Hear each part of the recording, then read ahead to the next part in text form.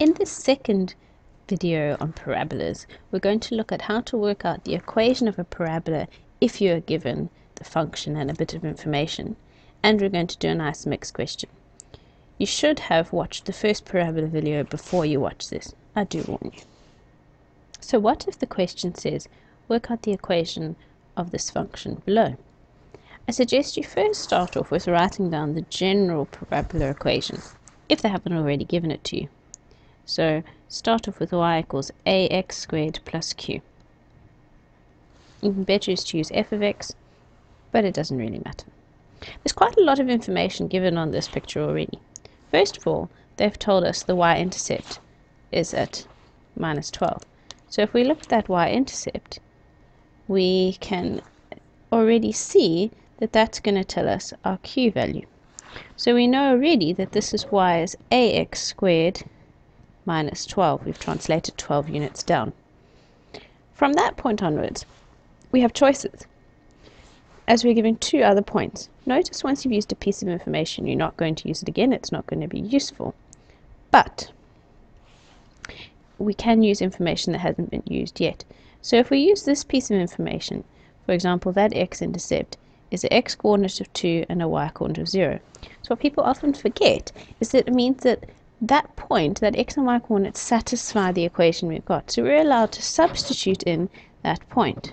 So substitute in the point 2, 0, and 12. We have 2 for x, so it's 2 squared times a minus 12, and that's equal to the y value, which we know is 0.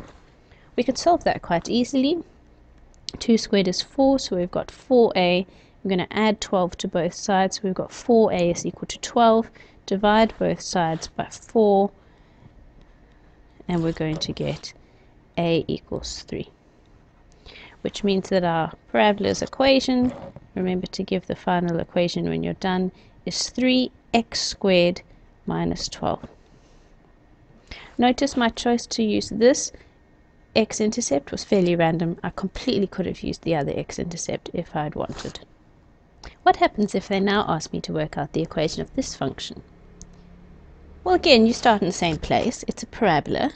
It may have been stretched, ax squared. It may have been translated up or down, so we need a plus q. Looking at this, though, your q value is not obvious. You can't see what the y-intercept is. You can't see how far up or down it's gone. So we need to resort to other methods. What we do is we take the 2 points of information that are given, and we substitute that into the equation. So we're given this point here of 2, 6. That's an x-coordinate of 2 and a y-coordinate of 6.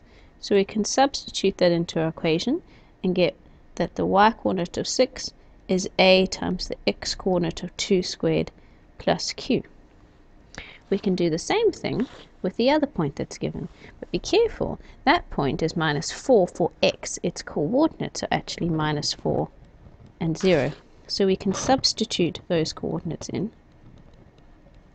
and get us another equation. Now when you do this, so you've got 0 for y, a times minus 4 squared plus q. When you do this, you can't actually solve either of those two equations outright. But if you're cunning about it and you write them nicely, so we take the first one, that's 6 equals 2 squared is 4a plus q. And we take the second one, let's call that the first equation. We take the second one, we've got 0 equals minus 4 squared, which is 16a plus q. That should ring some bells. That's just a simultaneous equation that we can solve. So if we solve this simultaneously for a and q, then, well, the easiest way to do a simultaneous equation is to subtract the two equations. So if I take the first equation minus the second, let's see what happens. Well, we're going to have 6 minus 0 is still 6, and we're going to have 4a minus 16a is going to be minus 12a's, 4a minus 16a's, and q minus q is no q's. So we end up with minus 12a is 6, which to solve for a we're going to divide by the minus 12 because you want to undo what has been done to a, and so we end up with a equals 6 over negative 12, which is actually just a negative half. Okay, so that's part of it done. We now need to solve for q. The trick here is that, well, you're going to substitute your answer for a back into one of the two equations, and it really doesn't matter which equation you use. So if we substitute this answer for a into, I don't know, I'm randomly going to pick the first equation, then we're going to get 6 equals 4 times the a value plus q, and we know the a value is minus a half. So if we work this through, we're going to get 6 equals negative 2 plus q, and if we solve that, we add 2 to both sides, we get 8 is equal to q, and we're done. Not quite done, because your final line of these things should always be the final equation. So y equals, in this case, minus a half a plus 8. Right, lastly, we're going to look at one more question which is kind of mixed up. In this question, they've given us two functions, f of x and g of x. Notice that f of x, the red one here, is a straight line function, and they've given us some information about it, but not all. The g of x function, the blue one, is a parabola, and they've given us its whole equation. It's important to read it like that, so you know exactly what's going on. In an exam question, you won't be able to see any color coding. I recommend you color code it for yourself. Perhaps take out a highlighter and highlight the equation and the respective line. Obviously, that's just going to distract us right now, but I recommend you use color to help you as much as possible. So in this question, let's work through each one step by step. I suggest you try and pause it and try each bit yourself before you listen to how I would do it. The first part they ask us is to find the length of AB. So where is AB on this picture? Well, AB, that length, is this length here. And most of you will look at that and go, oh, I don't know. But you need to think, you need to talk to yourself now. What is A and what is B? If you can realize that A is the x-intercept of the parabola and B is also an x-intercept of the parabola, really the question is asking you to work out the x-intercepts and then be cunning about giving an answer that tells you the length of AB. So you can work out these x-intercepts. What do you know about x-intercepts? You need a y value of 0 because you haven't gone up or down. So you take a y value of 0 into the g of x function. Okay, so on g of x function, y is actually 4 over 3 x squared minus 3, and that's what's equal to 0. So we can try and solve that. It's a bit nasty. How about we multiply everything by 3 on both sides, remember? Then we'd get 0 times 3. We'd get, multiply both terms here by 3. You're going to get 4 over 3 times 3 is just 4. X squared minus 3 times 3 is 9. And that's one we can solve quite easily. You can factorize it and get 2x minus 3, 2x plus 3. And so you can solve quite quickly. I'm going to skip some steps here and get that x is 3 over 2, or x is minus 3 over 2. Which means we've now worked out that this x-coordinate is negative 3 over 2, and this x-coordinate is positive 3 over 2.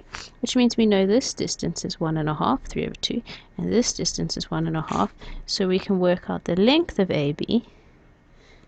Yes, you could just go 2 times 3.5, but notice it's actually the one x-coordinate minus the other x-coordinate, because when you minus a negative, you actually add. So in 3 over 2, add 3 over 2 is 6 over 2, which we know is 3. Which makes sense, 1.5 plus 1.5. There's your length of AP. The next question asks us to work out the coordinates of D. Conversation you have to have with yourself here is, what is D? Well, looking at the picture, D is a y-intercept. A y-intercept of which function? The y-intercept of the straight line. So we know we're working out y-intercept of the function f of x equals minus 2x plus q. Now remember what we learned in the previous video, the y-intercept, you're going to let x be 0, and when you do that, you're going to end up with a y-coordinate of q. Well, q is not good enough to give us an answer. We need to give an actual answer. So how do we get the value of q? That's what we're really looking for. Is, well, we have to work out the equation incompletely. Do we know anything else about this straight line? Well, actually we do. If you look at the straight line function, we know this point here. This x-intercept point, has coordinates of 3/2, which we worked out in the previous question, and 0. And if we substitute that into our function, we can solve for q. So if we substitute that point that is on the straight line, 3/2 and 0, it just happens to be on both functions, then we're going to put in 0 for y, or f of x, equals minus 2 times the x value of 3/2 plus q. If we solve for q, we're going to get, well, minus 2 times 3/2 is going to be minus 3. Let's minus q from both sides. So minus q is 3, which means that q itself has to be 3. And so we know that the coordinates of D have to be x coordinate of 0, it's a y-intercept, and a y-coordinate of 3.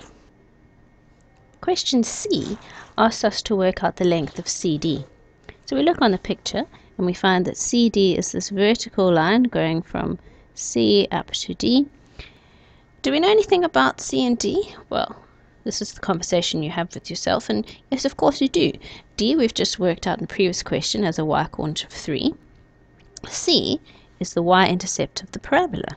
You know how to work out y-intercepts. The parabolas equation we're given already, and we know for y-intercept x would be 0, and so we end up with 0 times something which is 0 minus 3, which is minus 3. So we know the y-coordinate at C, which means we know the length of CD. It's obviously 6, but let's be quite careful and specific about this. The length of CD is the y-coordinate of the upper one minus the y-coordinate of the lower point, which is going to be 3 subtract negative 3, which is actually 3 plus 3, which obviously gives us the 6 we're expecting. The coordinate of E. Now, as you can see, E is the point which lies, or one of the points which lies on both the parabola and the straight line, and that's key. E lies on F and G, and we know that the equation for F is minus 2x plus 3,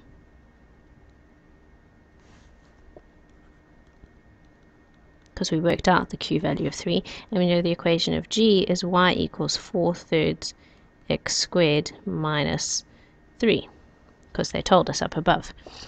But this point E is on both of them, which means these two equations both work at the same time, and so actually this y value of minus 2x plus 3 must be equal to the y value of 4/3 x squared minus 3, and we can solve that. That's just a quadratic equation.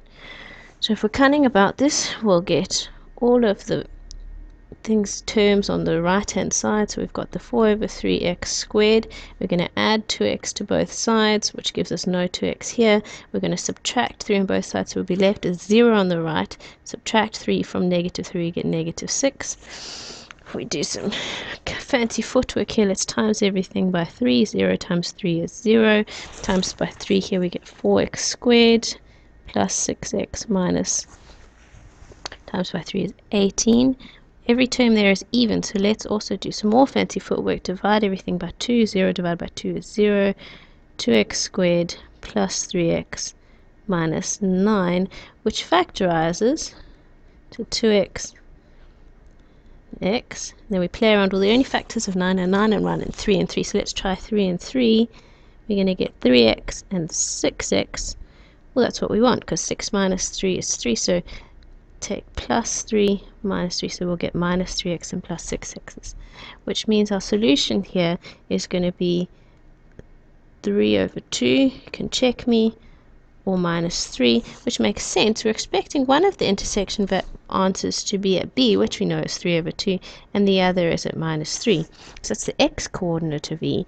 We need the y-coordinate of E as well, which we can get by substituting into either F or G's equation. I'm choosing G, and so we get minus 2 times 3, which is 6. 6 plus 3 is 9. So there's your coordinates of E.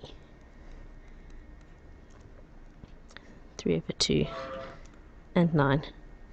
This last question asks us where f of x, that's y coordinates of f, are below y coordinates of g, which we can read off the graph very easily as x is less than minus 3 less than e, and x is greater than 3/2.